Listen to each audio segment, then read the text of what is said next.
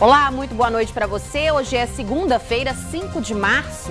O Link Espírito Santo está começando e você vai ver agora que vai ser destaque no nosso programa de hoje. Setores afetados em cheio pela crise começam a se recuperar e voltam a contratar funcionários demitidos no auge da recessão. Aeroporto de Vitória está quase tudo pronto para a inauguração do novo terminal, prevista para o final do mês. Consumidores devem ficar atentos às regras para optar pela tarifa branca na conta de luz. E a BR-259 é interditada por estudantes do IFES em protesto contra a liberação da rodovia apenas para carros pequenos. O Link Espírito Santo começa agora.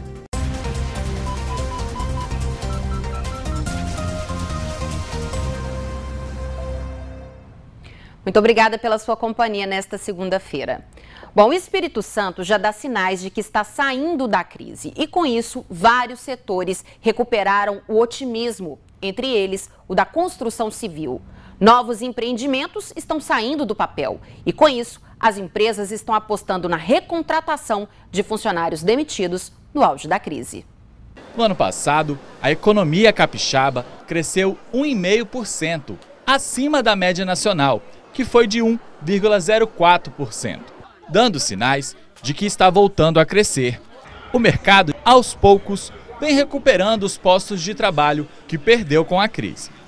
Um dos setores que sinalizam este crescimento é o da construção civil. Hoje no estado, existem cerca de 120 empreendimentos como este sendo construídos, o que faz a demanda por mão de obra também aumentar. E com isso, as empresas têm optado por recontratar quem foi demitido no auge da crise. Nesta construtora, já são 120 empregados recontratados, entre eles o Euder e o Guarnair. Por 7 anos, o Euder, que é engenheiro civil, trabalhou na empresa, mas com a crise no setor, acabou sendo desligado. Foi no momento onde a crise realmente estava bastante grande, né? E eu saí da empresa assim que eu terminei o gerenciamento de um empreendimento. De volta, agora ele é responsável por esta obra em Vitória. Receber um convite para voltar para trabalhar na mesma empresa foi muito gratificante, né, que mostra a capacidade, todo o trabalho desenvolvido na empresa antes de eu ser desligado. O caso do Guarnair é parecido. Com a crise, ele também foi demitido. Durante este período, ele começou a fazer pequenos trabalhos para se manter, até que retornou para a empresa. É mais confiança, né? A gente já conhece o trabalho da empresa, a empresa conhece o trabalho da gente, a gente se encaixa melhor na profissão da gente. E a expectativa do setor para este ano é positiva. Para se ter uma ideia, no ano passado, a empresa não entregou nenhum novo empreendimento, mas para este ano são esperados pelo menos 6. Nós já deixamos a crise para trás, já estamos falando em crescimento no setor da construção civil, no nosso caso em particular. Imagina que nós tínhamos 3.500 a 3.600 empregados. Hoje giramos em torno de 1.200, nós chegamos até menos de 1.000. Porque não dá para segurar essas pessoas todas. Para se ter uma ideia, nós estamos vai fazer 2 anos que não se entrega um empreendimento. E esse ano, só esse ano de 2018, nós vamos entregar 6 empreendimentos, 5 já estão todos já definidos, ainda podendo entregar um 6º empreendimento, totalizando aproximadamente 1.400 unidades. E esta recuperação deve impulsionar a abertura de novas vagas. Para esta consultora de RH, a recontratação é positiva para a empresa e para o empregado. Para a empresa, ela de alguma forma ela tem um colaborador que ela já conhece os pontos positivos, os pontos negativos e que quando decide recontratar, acredito eu, consciente de que essa relação vale a pena e do que se arriscar às vezes em contratar um novo e começar uma experiência nova. Quanto ao colaborador, eu penso que é importante ele avaliar. Ele saiu, o que ele aprendeu nesse período? Ele parou para pensar, fazer um balanço, como é que ele era como colaborador, o que ele fez de bom, o que ele fez de ruim. A gente sempre tem pontos a melhorar. E se ele conseguiu usar esse período lá fora para fazer esse balanço, provavelmente ele retorna para essa empresa melhor do que quando ele saiu. Além disso, é necessário ter bom comportamento para ter uma nova oportunidade. Nesta empresa, durante a crise, o quadro de funcionários foi reduzido em 30%. Com o surgimento de novas vagas, quem já tinha passado por aqui teve prioridade. Nós divulgamos as nossas vagas no mercado de trabalho de uma forma geral e enviamos também internamente. Então as pessoas elas ficam sabendo e estes funcionários que trabalharam conosco e tiveram um bom comportamento durante a sua estada aqui na empresa passam pelo processo seletivo, porém eles acabam tendo uma vantagem competitiva porque já conhecem a cultura da empresa, já conhecem os nossos processos. Então sim, na hora de nós absorvermos essa mão de obra, a gente acaba dando preferência, o gestor escolhe muitas vezes por aquele ex-funcionário que ele já conhece. É o caso da Eliane, que comemora a nova oportunidade. Ser valorizado, né, profissionalmente e ter essa oportunidade, né, de conseguir um emprego novamente na empresa. Eu fiquei muito feliz pela oportunidade que a empresa me deu. Bom, é isso que a gente quer, né, ver o Estado gerando cada vez mais emprego. Agora vamos falar do aeroporto de Vitória. Já está quase tudo pronto para a inauguração do novo terminal. Nesta segunda-feira, o superintendente da Infraero, Afrânio Mar, recebeu representantes do governo, lideranças empresariais e comunitárias para apresentar o espaço. A visita começou pela fachada do terminal de passageiros. Em seguida, os convidados seguiram para o saguão, local que servirá para atendimento dos clientes das 4 companhias aéreas que vão operar no aeroporto. Além da área de embarque, com 8 portões para acesso às aeronaves na pista e o desembarque, que contará com várias esteiras por onde passarão as bagagens dos passageiros. O que falta são os ajustes. Instalação dos raios-x, que já tem o espaço definido, então está programado. As lojas principais, como restaurante, cafés, essas lojas centrais que precisam estar abertas, junto com a presença dos usuários. O estacionamento que vai ter o seu capeamento final aí ao longo das 2 próximas semanas. E a delimitação de espaço e a vinda para cá da Localiza, que está do lado de lá e teve o seu contrato estendido para o lado de cá. O novo aeroporto de Vitória será inaugurado no dia 29 de março. O terminal de passageiros tem espaço 2 vezes maior do que o antigo e também deve gerar empregos. Na estrutura atual, nós temos aí em torno de 2.500 empregados. Com essa nova estrutura, nós vamos botar em torno de 3.500, 3.600 empregados, incluindo o que vai acontecer aqui e o que vai acontecer na estrutura, vamos chamar velha, né? A estrutura tradicional. O antigo aeroporto Eurico Salles de Aguiar continuará a funcionar, mas importando e exportando, além de ser responsável pelas cargas domésticas. Enquanto o novo funcionará exclusivamente como terminal de passageiros. Para o líder comunitário de Jardim Camburi, a chegada do aeroporto nas proximidades do bairro é uma conquista.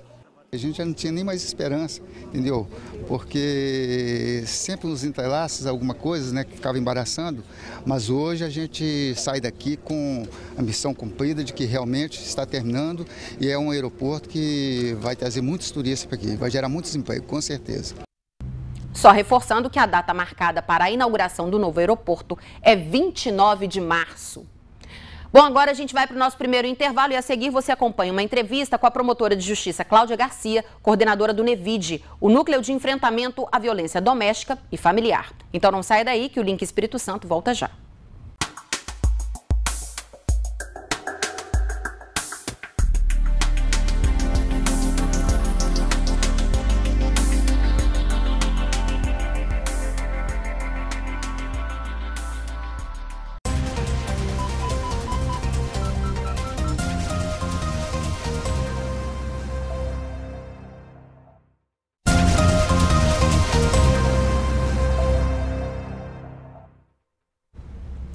Quinta-feira é comemorado o Dia Internacional da Mulher e a violência ainda é um problema grave que precisamos enfrentar, seja ela física ou emocional.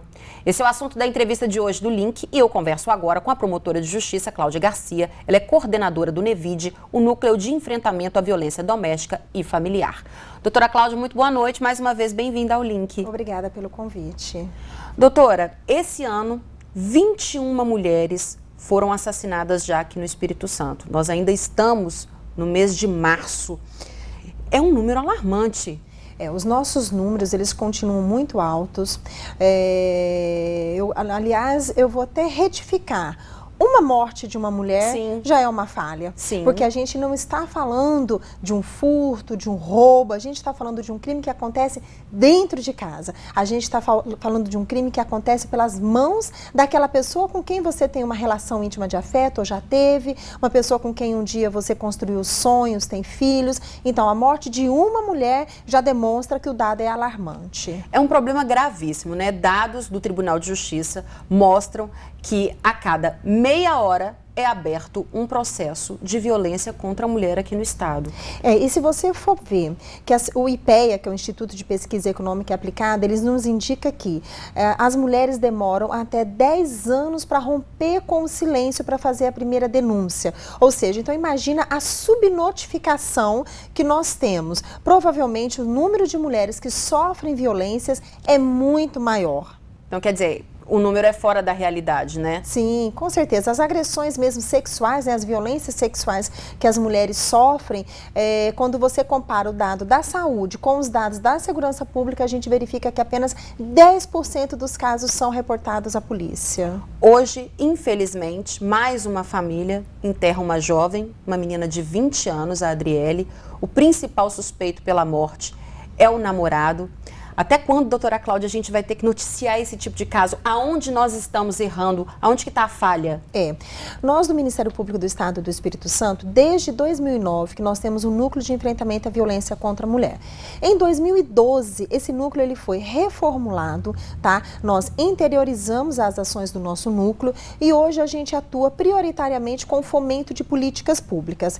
Isso quer dizer que nós verificamos a necessidade da gente fortalecer a construção, o planejamento, a execução e o monitoramento dessas políticas públicas. Segunda-feira, no Tribunal de Justiça, quando foi feito o lançamento da Semana da Justiça pela Paz em Casa, acredito que o nome é esse, eu entreguei nas mãos do presidente do tribunal um levantamento de redes de todo o estado do Espírito Santo. Nós do Núcleo, durante o ano de 2017, fizemos um levantamento, foram 10 meses de coletas de trabalho, nós ali conhecemos todos os serviços que a gente tem no estado do Espírito Santo à disposição das mulheres, e a gente não analisou só a quantidade, a gente também analisou a qualidade, qual é o orçamento que cada serviço tem para a pauta da mulher, e com isso a gente verificou potencialidades, mas também verificamos muitas fragilidades. E a gente sabe que para você combater a violência contra a mulher, é necessária uma responsabilização criminal rápida, célere, claro, mas ao lado disso a gente precisa de ter políticas públicas de prevenção. Então, daí que a gente foi a campo, fez esse levantamento dessa rede, e para isso, para quê? Para a gente agir exatamente na prevenção do feminicídio. Porque o feminicídio, Adriana, ele é uma morte anunciada. Sim. Né? Então, ou seja, geralmente acontece, a mulher já vem sendo agredida. Exatamente. Muitas vezes não fisicamente, mas verbalmente, que também é uma agressão. Exatamente. Então, ou seja, se o feminicídio é uma morte evitável, a gente precisa o quê? Criar políticas públicas eficazes de prevenção. A gente precisa romper com esse ciclo de violências que a mulher vem sofrendo, para a gente conseguir evitar a morte. Porque, como você disse, o feminicídio é uma escalada de violências na vida dessa mulher. Nesse diagnóstico que vocês fizeram por todo o estado, doutora Cláudia, a senhora pontuaria algum problema mais grave? Sim, com certeza. A gente verifica a falta de orçamento nos serviços. Tá? Nós temos também a falta de capacitação dos profissionais, porque a gente, assim, tão grave quanto a violência que a mulher sofre é quando ela chega no serviço e encontra o profissional despreparado, tá? Desqualificado para fazer esse atendimento. Então, a gente precisa de capacitar os profissionais para eles terem um atendimento, dispensar um atendimento à mulher humanizado e qualificado. Porque o que acontece? Nós sabemos que quando a mulher rompe com silêncio, segundo o IPEA, 10 anos para fazer denúncia, e ao chegar lá, ela encontra aquela pessoa que naturaliza a conduta do agressor, culpabiliza a mulher. O que ela faz? Ela volta para casa e nunca mais ela procura esse serviço. E aí ela continua na fila caminhando para o feminicídio. Então, assim, nós temos, a partir quando nós começamos a fazer esse levantamento dos dados, ainda antes da gente concluir o trabalho, a gente já verificando essa fragilidade, nós lançamos um projeto que chama Fortalecendo Redes, Ministério Público no Território, e nós temos ido nas cidades do estado do Espírito Santo, onde mais se morrem mulheres por questões de gênero, e ali a gente tem feito capacitação dos agentes, a gente tem feito oficina promovendo a integração entre esses atores, porque a gente tem que aproximar os atores, a gente tem que diminuir aquela rota crítica que a mulher circula. Ela vai no CRAS, que manda ir no CREAS, que manda... E sem prestar informação nenhuma, a mulher fica ali circulando sem saber o que espera na próxima etapa. Então, com esse projeto, a gente efetivamente acredita no poder de transformação, temos visto frutos já, tudo isso com a meta maior, que é evitar o feminicídio. E vocês chamaram e convocaram aí as prefeituras para entrar junto, para participar, para ter responsabilidade também dentro desse trabalho de vocês? Porque a gente sabe que aqui na Grande Vitória é feito esse trabalho de treinamento, os policiais militares que trabalham com a Patrulha Maria da Penha, eles são treinados, eles são preparados, mas não é um problema que atinge só a região metropolitana, é um problema que está no estado todo, não é isso, doutora? Todo o estado do Espírito Santo, em todo o estado, nós temos no mapa da violência de 2015, que é um mapa nacional, onde são recortadas as 100 cidades brasileiras que têm mais de 10 mil habitantes femininos, onde mais se morrem mulheres. Soretama, que é um município nosso que tem 30 mil habitantes, em 2015 foi apontada como a terceira cidade nesse mapa. Ou seja, o nosso interior também é muito violento, as mulheres também morrem no nosso interior.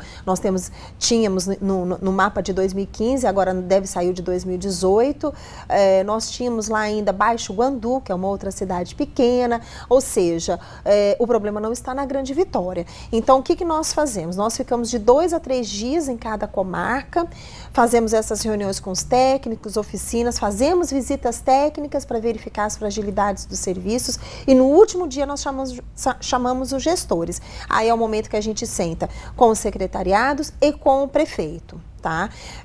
Por vezes nós temos verificado cidades que não têm determinado serviço que são obrigatórios, então em parceria com o promotor de justiça natural nós temos feito notificações recomendatórias, então, e agora a gente está na fase de começar a monitorar essas cidades que nós já fomos.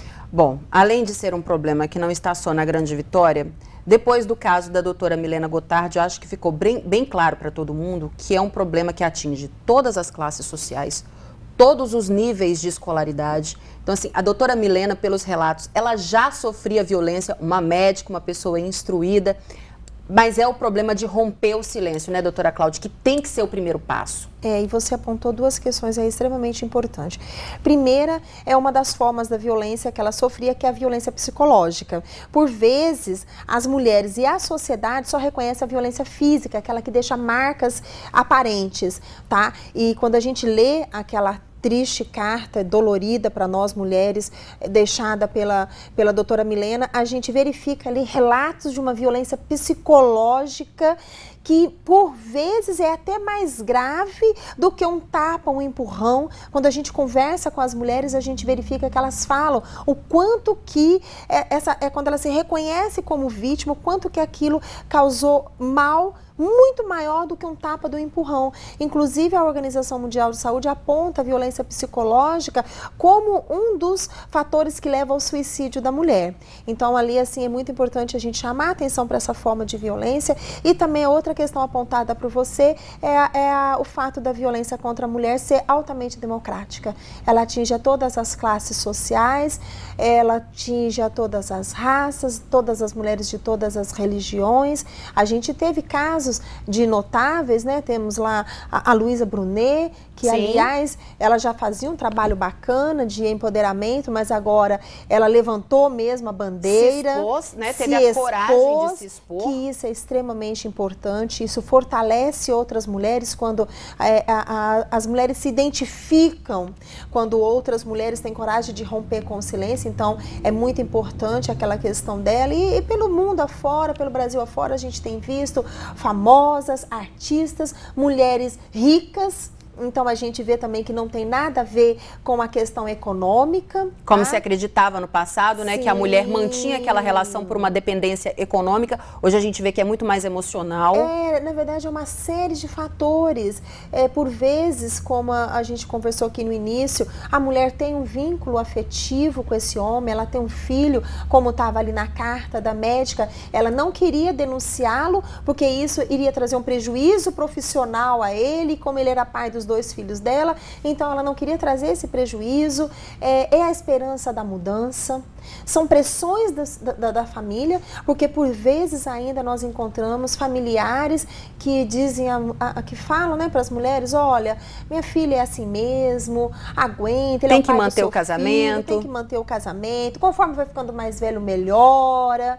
Então, assim, são vários fatores que levam a mulher a ficar nesse ciclo da violência. Doutora Cláudia, essa semana tem o Dia Internacional da Mulher. Eu acho que é um dia muito mais de reflexão do que de comemoração.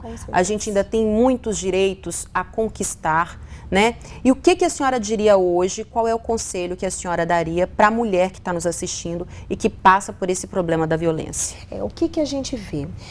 Quanto mais quanto mais tempo vai passando da violência sofrida pela mulher, mais grave vai ficando as agressões.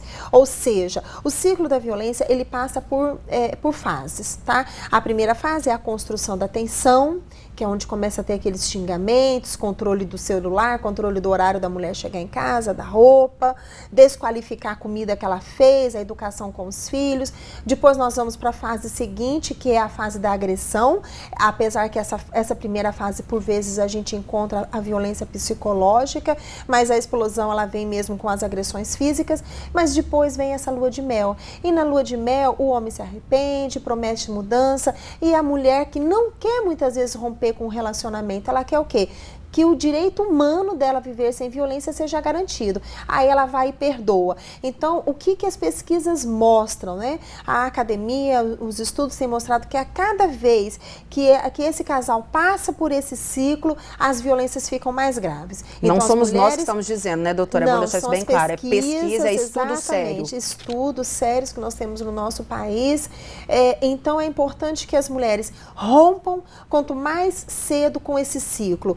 Se a mulher ainda não se sentir preparada para buscar a polícia, porque está sofrendo violência ou sofreu violência, ligue 190, vá até uma delegacia de polícia, vá até o Ministério Público, procure o Judiciário. E aqui eu faço uma fala de ser importante que as mulheres entendam que, quando não recebeu o atendimento, que por vezes elas são desmotivadas a fazerem o registro, em qualquer serviço público que seja, que use a ouvidoria. Todas as nossas instituições hoje em dia têm corregedoria, têm ouvidoria, então faça a denúncia, olha, fui até tal espaço e fui mandada ir para casa pensar novamente. E se a mulher não se sentir preparada para buscar a polícia, para romper, para denunciar a violência, que ela vá até os CREAS. Todos os municípios do estado do Espírito Santo têm esse serviço especializado para a mulher. Lá ela vai encontrar atendimento psicológico, atendimento de um assistente social, que por vezes a mulher precisa desse empoderamento, ela precisa de um auxílio psicológico, porque ela vem naquele ciclo de violência, então ela fica adoecida, ela fica sem forças até para fazer essa denúncia. Então a mulher precisa primeiro se empoderar, para depois fazer a denúncia, ou se empoderar e seguir sua vida sem até fazer a denúncia. Doutora Cláudia, mais uma vez eu gostaria de agradecer a senhora pela presença aqui no link, né? Dizer para as mulheres que estão em casa que realmente é preciso fazer a denúncia, não dá para a gente conviver mais com isso. 21 mulheres assassinadas só esse ano aqui no Espírito Santo é um número absurdo, e que quem passa por esse problema que tenha coragem de denunciar. Obrigada mais uma vez, doutora. Obrigada pelo convite. Obrigada, boa noite. Boa noite. Bom, nós vamos agora para um rápido intervalo e daqui a pouco o link volta com mais notícias para você, então não saia daí.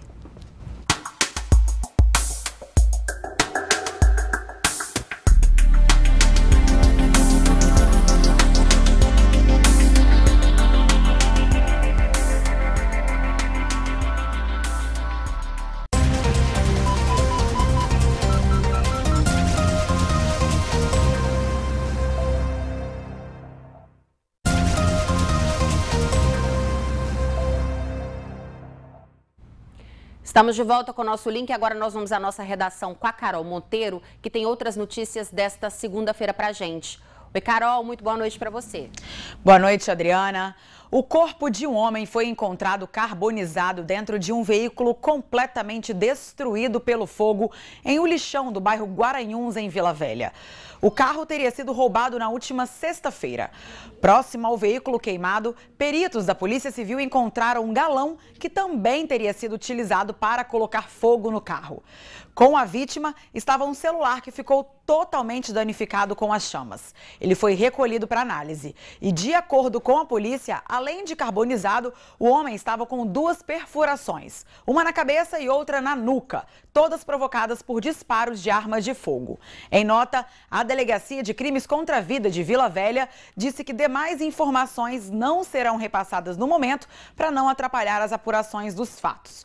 Denúncias que colaborem com o trabalho da polícia podem ser feitas pelo meio do Disque Denúncia 181. E policiais militares apreenderam 390 buchas, 3 pedaços de maconha e uma pedra grande de crack no bairro Serra Dourada 3, na noite de ontem.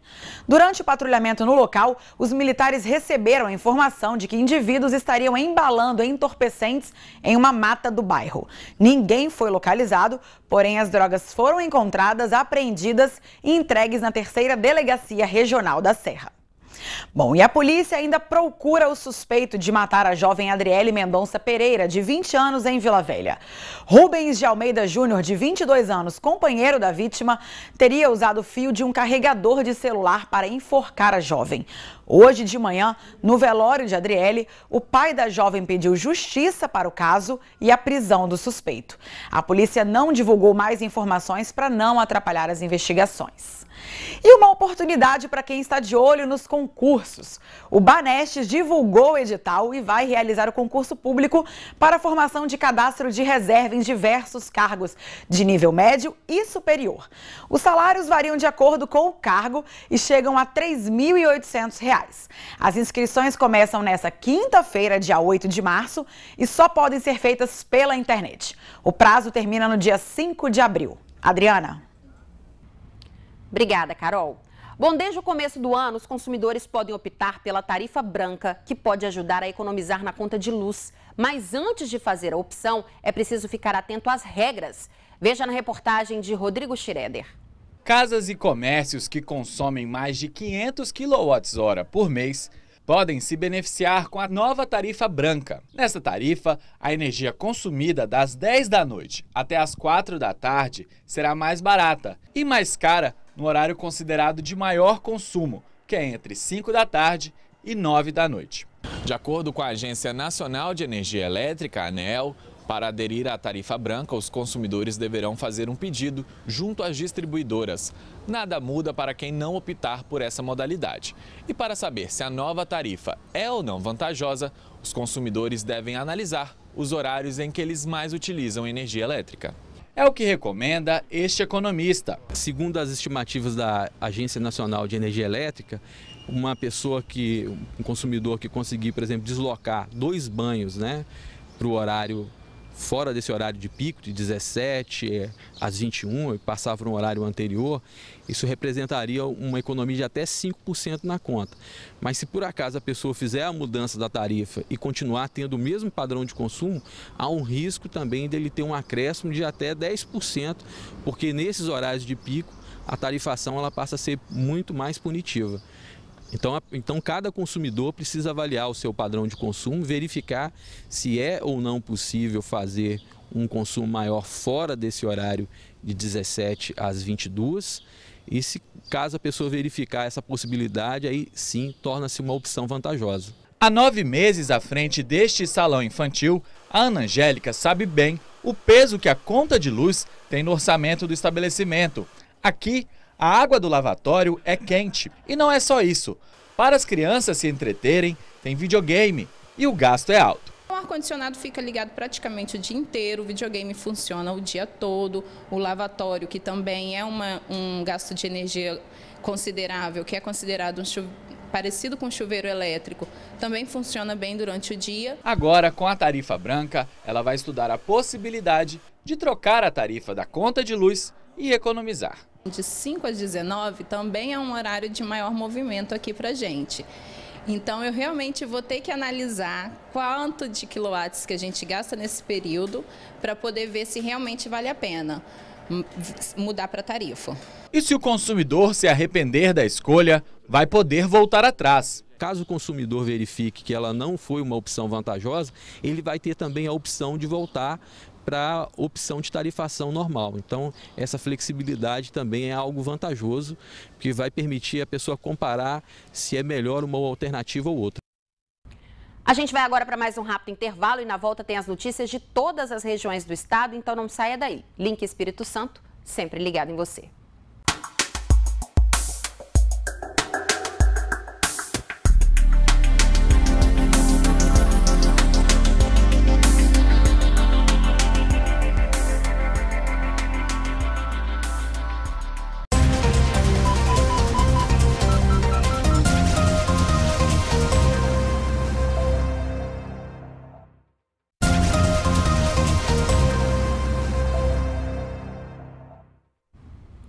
Estamos de volta com o link. Agora a gente faz o nosso giro pelo estado com outras notícias desta segunda-feira.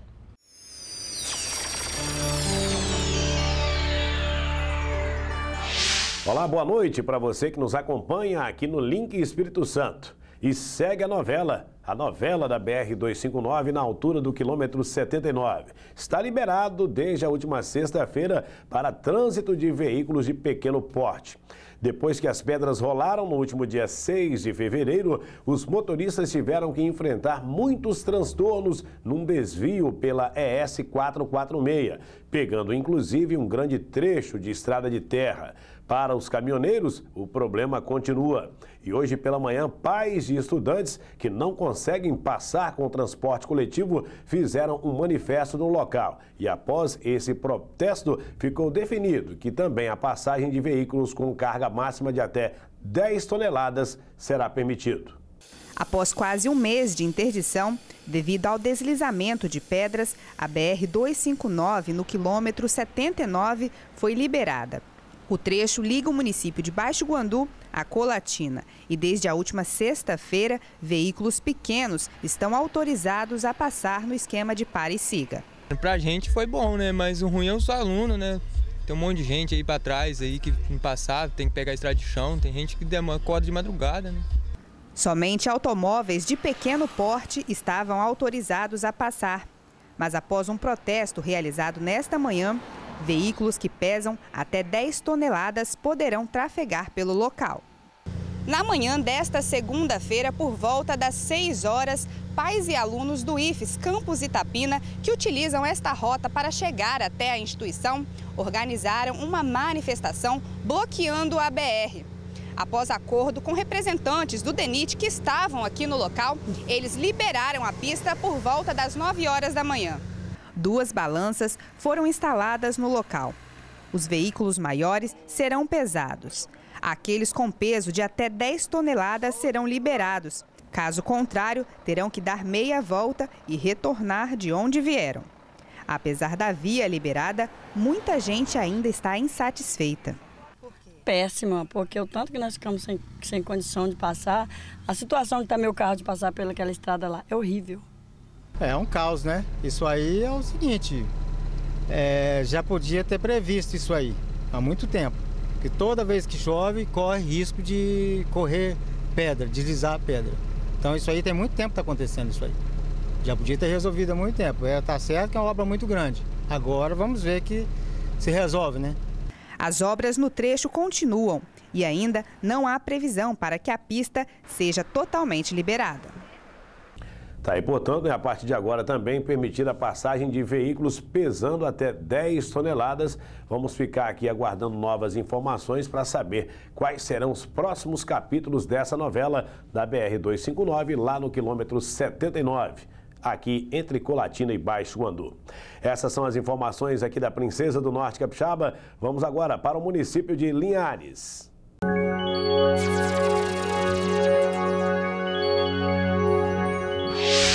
Bom, e nos estúdios da Record News Espírito Santo aqui de Linhares, eu recebo hoje Marcos Duval, né? Todo mundo aí da Grande Vitória está acostumado a vê-lo, né? Conhece a história do Duval. E ele passando aqui pelo norte do estado, visitando aqui as forças policiais, as guardas municipais aqui da região, parou um pouquinho para a gente bater um papo. Tudo bem, Duval? Um prazer muito grande, ótimo, melhor agora. Bacana. O Duval que já foi colunista, né, da Record News Espírito Santo. Duval, vamos analisar um pouquinho aqui a situação da segurança no Rio de Janeiro. A gente viu no final de semana, o governo do estado fez todo esse reforço na divisa do Espírito Santo com o Rio de Janeiro, falando desse risco, né, de que fugitivos pudessem vir para o estado, e isso parece que se confirma com a prisão de um suspeito de tráfico tentando entrar no Espírito Santo, né? Foi muito cauteloso isso, foi muito positivo a segurança pública do Espírito Santo se preocupar com essa possibilidade, porque em outras intervenções no Rio de Janeiro também se ventilava isso, essa possível entrada de traficantes, pessoas querendo migrar para cá, até as coisas mudarem lá, e acabou acontecendo. Então a gente tem que também pensar na nossa proteção enquanto a segurança pública está fazendo a dela, porque a gente não pode achar que a gente está imune a qualquer possibilidade, principalmente como essa. Em termos de logística para o tráfico, né, do Rio de Janeiro, o Espírito Santo é um estado muito próximo ao Rio, é vizinho, né, Vitória até o Rio de Janeiro é uma distância muito pequena. Você acha que é possível, assim, caso essa intervenção fique mais dura, mais severa, que haja uma fuga até em massa de criminosos para cá? Não acredito em massa. A vantagem da nossa geografia é o seguinte, que a polícia capixaba, ela entra em qualquer comunidade, em qualquer rua, em qualquer viela. Bem diferente do Rio de Janeiro. Né? Então aqui a polícia militar não tem um local que ela não entre. Então já temos essa grande vantagem. E a polícia capixaba, ela não tem esses acordos que existem no Rio de Janeiro. Então, assim, como a gente fala de melhoria, vai ter que ser em todos os aspectos lá no Rio de Janeiro, não só uma presença física de uma força militar, mas sim numa mudança cultural de entender que agora chega, agora temos que pensar na coletividade, o que é melhor para o nosso estado, o que é melhor para o nosso país. Acabou essa, eu acho que é um divisor de águas, essa ideia de que, deixa eu ver o que é melhor para mim, deixa eu tirar minha vantagem. Essa cultura brasileira precisa ser mudada para que a gente possa ter um país melhor. Bacana. O Duval, como a gente sabe, né, é capixaba, brasileiro, instrutor da SWAT, de diversas polícias, diversas forças policiais mundo afora e também das polícias aqui do Brasil. Passando pelo norte do estado, visitando inclusive as guardas municipais. Importante a presença, a gente tem a Guarda Municipal de Linhares, por exemplo, que durante a paralisação da PM teve um papel fundamental. Importante a guarda também estar bem treinada para atuar nas comunidades, Duval. Toda a estrutura da segurança pública precisa estar preparada, seja ela Guarda Municipal, Polícia Estadual, que seria Militar e Civil, a Polícia Federal. O que acontece é que sempre foi sucateado, porque o setor da segurança pública é um setor que sempre assustou os maus políticos, né? Quanto mais a segurança pública estiver preparada, capacitada e equipada, menos esses corruptos poderiam estar dando continuidade no poder. Então sempre foi um interesse de sucateá-la no Brasil. Eu acho que agora chegou o momento do capixaba e do brasileiro falar, acabou, não queremos mais essas regras, manter essa máquina do jeito que sempre foi e fazer uma nova história. Só para a gente finalizar, a gente vive um problema muito sério da segurança no Brasil inteiro, não é novidade para ninguém. O sistema prisional também vive um caos aí, disputa de facções, né, nas penitenciárias. E esse é um ano chave para nós. 2018 é um ano de mudança, de virada de página, né? Vamos ter aí as próximas eleições. Você, com o conhecimento que tem em segurança, não tem a pretensão ou, de repente, o interesse de disputar uma vaga, um cargo eletivo e tentar contribuir também na política com essa questão, Duval? Então, tem muita gente que tem me perguntado isso. Eu, como capixaba, eu vi que o Estado começou a me questionar por que não ajudar, por que não entrar para poder acrescentar e ser uma figura nova, né? Até porque uma bandeira da segurança pública é uma bandeira que eu já levo comigo há mais de 20 anos, não é uma bandeira que eu estou levantando agora. E pedi para a minha equipe, que trabalha comigo há muitos anos, levantar essa possibilidade. Então há uma grande chance de eu vir, eu me sinto como se estivesse sendo convocado pelo Brasil para poder servir a pátria como eu servi aos meus 18 anos no 38º Batalhão de Infantaria. Então acho que é uma missão de vida, porque eu não posso entregar o Brasil do jeito que eu peguei para minha filha. Minha filha tem 12 anos de idade, o mínimo que eu posso fazer é falar, filha, isso foi o que eu consegui fazer pelo país, agora está com vocês daqui para frente. Porque não dá para pegar e falar, desculpa, não pude fazer nada, as oportunidades apareceram e eu não tive condições de fazer. Eu não posso falar isso para ela. Ficar olhando apenas a banda passar e não fazer nada. Não, né? E dizer que os outros têm que fazer, nós temos que fazer. Tá certo. Eu agradeço aqui a presença do Marcos Duval, né, não dispensa apresentações, todo mundo já conhece o trabalho que ele vem fazendo nesses treinamentos das forças policiais mundo afora. Durval, obrigado pela presença aqui no nosso estado. Eu que agradeço. Obrigado. Tá joia. Bom, de Linhares, seguimos agora para São Mateus com outros destaques do Norte Capixaba.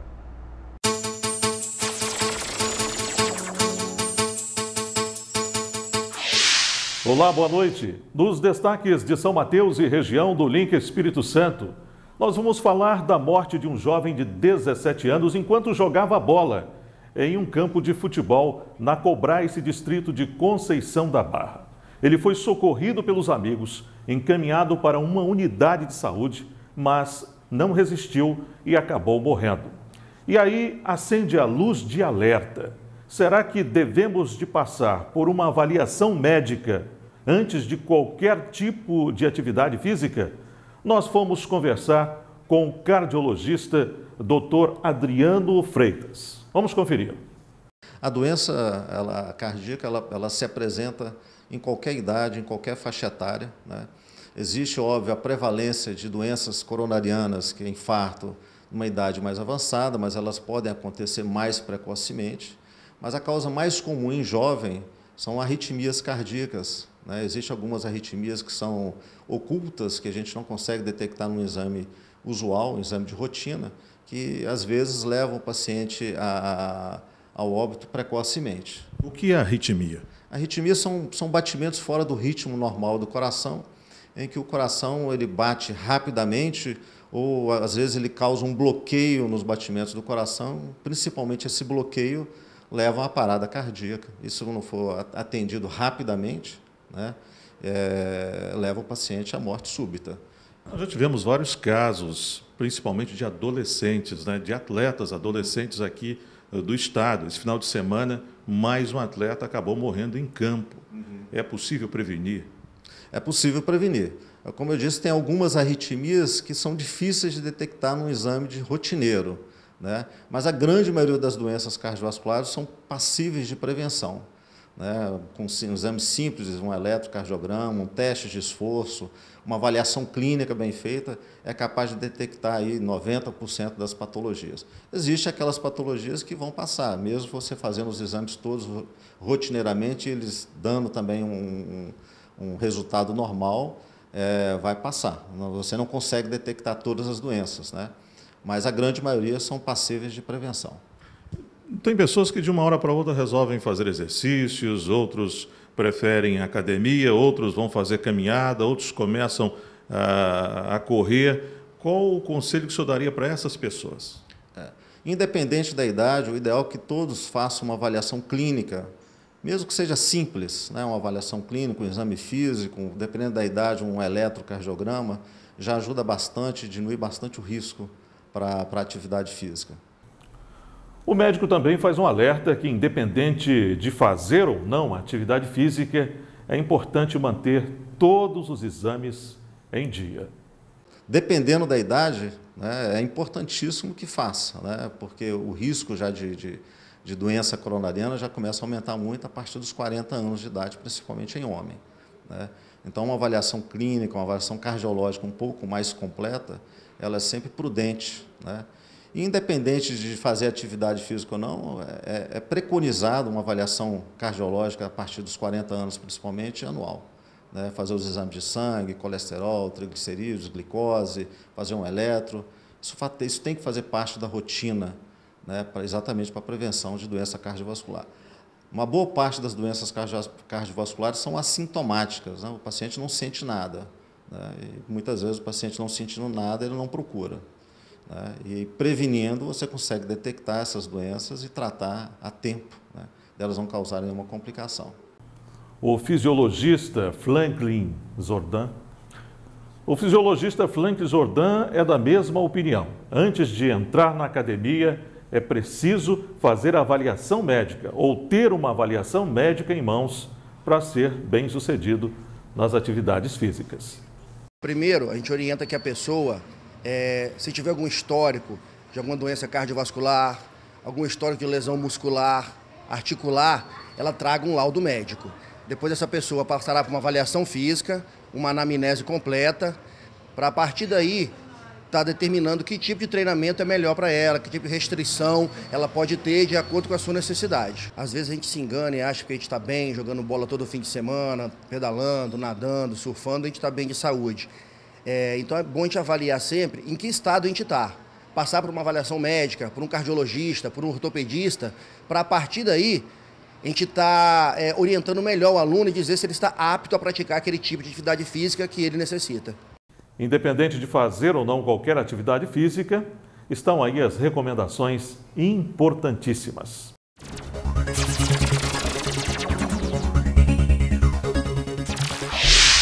Olá, meus amigos do Link da Record News. Vamos então a um resumo do que de mais destaque aconteceu aqui no município de Aracruz no último final de semana e também no domingo. E a Polícia Civil continua investigando o assassinato do assessor parlamentar Marcos Salles. Ele foi morto a tiros na manhã da última quinta-feira no Centro Industrial, aqui em Aracruz, quando passava de moto pelo local. Marquinhos Pitbull, como também era conhecido, levou 4 tiros e morreu no local. A polícia não quis passar informações para não atrapalhar as investigações. Na madrugada deste domingo, 2 jovens ficaram gravemente feridos depois que bateram em 2 cavalos que estavam soltos na pista, na ES 257, próximo à Fíbria. O impacto foi tão violento que o veículo saiu da pista e foi parar em uma ribanceira. Guilherme Silva, de 20 anos, e a namorada dele, Lari Naimeg, de 23 anos, foram socorridos e estão internados em estado grave. A polícia está investigando o acidente, inclusive quem seria o dono dos cavalos que estavam soltos na pista. Então, essas são as notícias do último final de semana e no domingo aqui no município de Aracruz. A gente volta amanhã com mais notícias e informações aqui no Link Record News.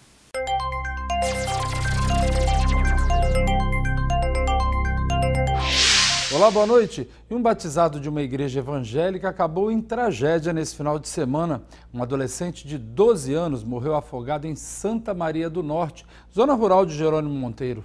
Segundo relatos de testemunhas, Paulo Vitor Rabelo, de 12 anos, estava na água com outras 2 crianças acompanhados das mães, quando foi arrastado por uma forte correnteza. Paulo não conseguiu nadar e acabou se afogando. O corpo foi retirado do rio por integrantes da igreja que estavam no local por conta do batismo. O corpo foi removido pela polícia para o Serviço Médico Legal de Cachoeiro.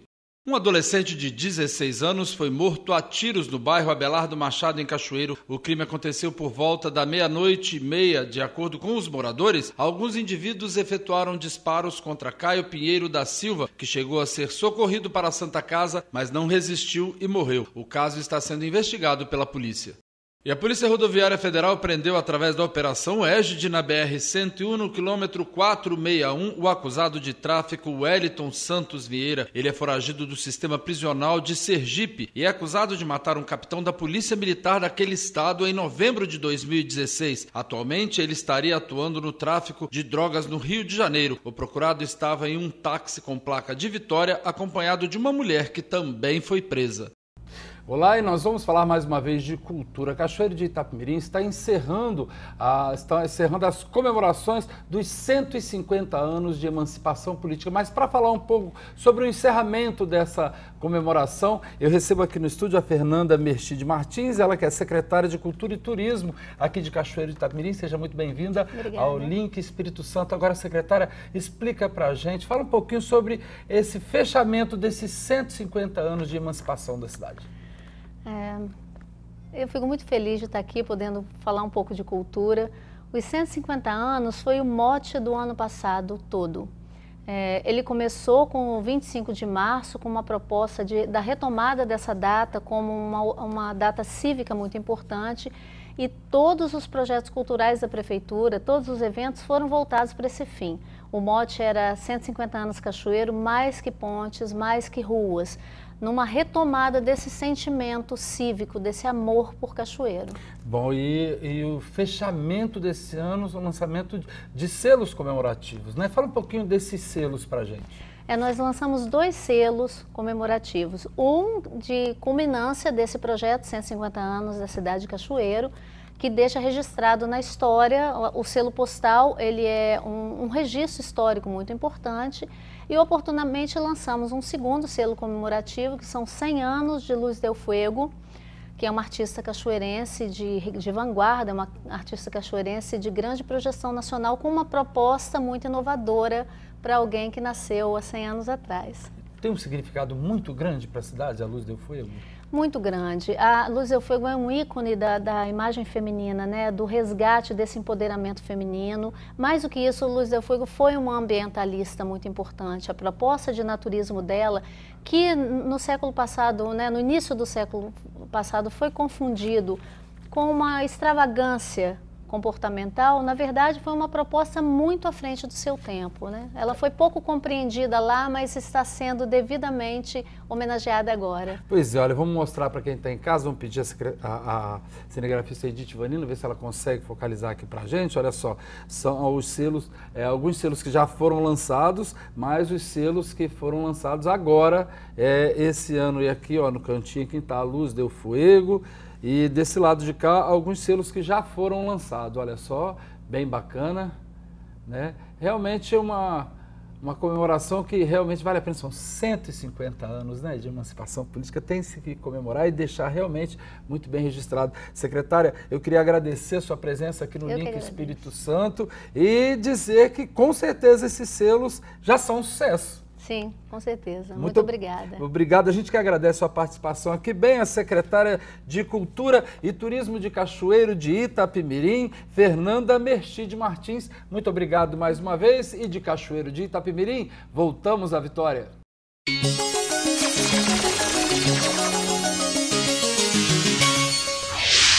Bom, o Link de hoje termina aqui. Uma ótima noite para você e a gente volta a se encontrar amanhã. Te espero. Record News, informação para você crescer.